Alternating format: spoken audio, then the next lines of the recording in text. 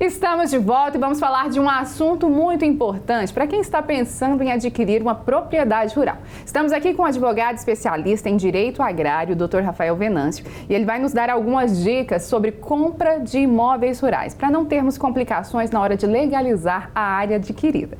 Tudo bem, Dr. Rafael? Tudo bem, Vanessa.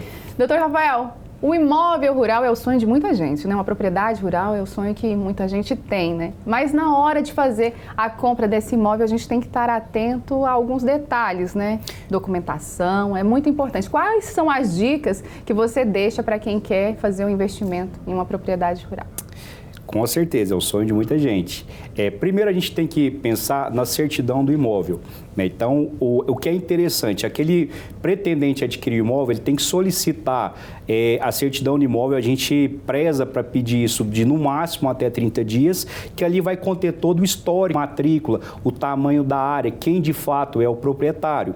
Após isso, o que nós sempre indicamos, a contratação de um profissional, para quê? Esse imóvel ele também pode ter débitos passivos junto ao INCRA, débitos tanto trabalhistas como ambientais.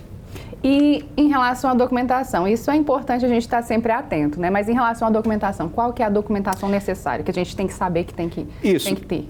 Geralmente a primeiro momento que nós pedimos é verificar essa certidão, se aquele imóvel ele se encontra totalmente regularizado, se a inscrição no INCRA está batendo, se o CAR está batendo, né? Depois que nós solicitamos todas essas documentações, a gente pode dar um parecer se esse imóvel está apto à venda ou não. E qual que é a diferença entre posse e propriedade? Isso, de fato, propriedade é quem é o dono, né? Posse é aquele que exerce como o dono fosse. Um exemplo que a gente pode dar aqui é, você tem uma fazenda e eu passo a arrendar essa fazenda. Então, você é a proprietária, você é a dona desse imóvel e eu sou possuidor, né? Então, eu estou exercendo a posse desse imóvel. Já você não precisa estar no imóvel para ser proprietário. Agora, posse, você precisa estar ali.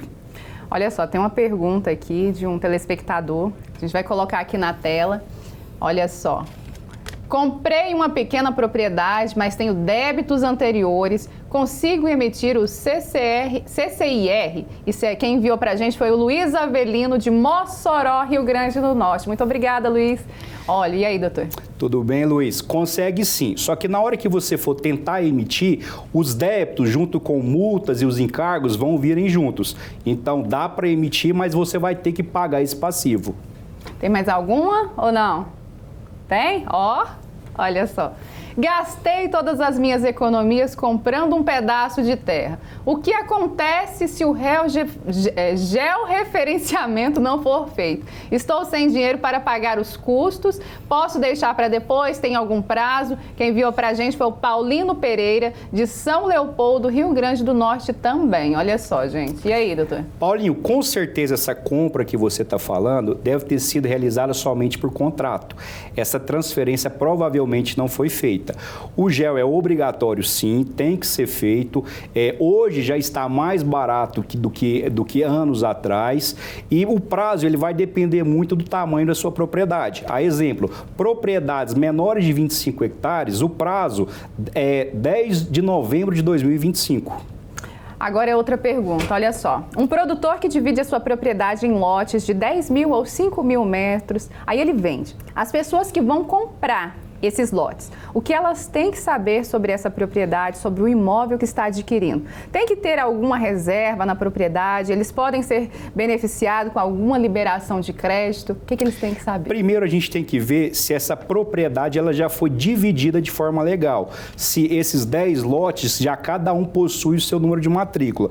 Ou não, a propriedade ainda se está em forma de condomínio. A primeira coisa a se ver é isso. Se ela for dividida, não haverá tanta dificuldade para financiamento bancário. Porém, se ela ainda estiver em condomínio, não for dividida, a pessoa tem que se atentar a diversas coisas para estar adquirindo essa propriedade. Teve um telespectador que falou da CCIR, né? O que é a CCIR, doutor? Nada mais que o Certificado de Cadastro de Registro de Imóvel Rural junto ao INCRA.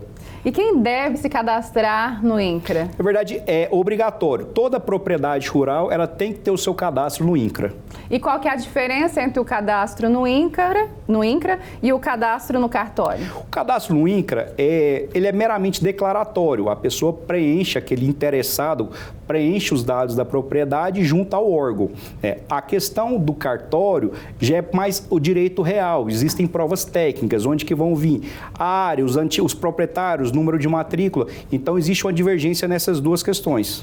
E o cadastro no INCRA é obrigatório? O cadastro no INCRA é obrigatório para toda a propriedade rural. Quais são as documentações necessárias para cadastrar e atualizar o imóvel do produtor? Isso existe uma divergência. Se você tem a propriedade, a simples certidão, ela já te embasa como cadastro ou atualização. Se não, se você só tem a posse, dando um exemplo, você está numa área que não é sua, que é uma invasão próxima ao município de Anápolis. Você vai precisar ou de uma certidão de posse que fosse emitida pela prefeitura, ou pelo sindicato rural, ou pela Emater, ou pela Embrapa. Então, são outras questões para estar concluindo esse certificado. Esse é um assunto que gera bastante dúvida, né, doutor Rafael? Tem muitas outras perguntas que poderiam ser feitas e creio que a gente não tem esse tempo todo para poder falar. O senhor quer deixar alguma dica para esse produtor que está aí pensando em comprar uma propriedade?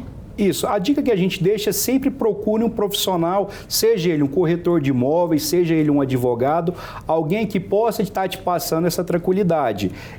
A questão dos imóveis rurais, eles têm particularidades com o tamanho de área. Então, se você não é do mercado, sempre contrate um profissional para isso. Doutor Rafael, eu agradeço a sua participação. Espero que você aí de casa tenha conseguido esclarecer um pouquinho as dúvidas que você tem aí sobre compra de imóveis rurais, né? E eu agradeço a sua participação, viu? As portas do Vida no Campo estão sempre abertas e você que está aí nos acompanhando, se tiver alguma dúvida, manda pra gente que a gente manda para o doutor Rafael. Eu que agradeço o convite.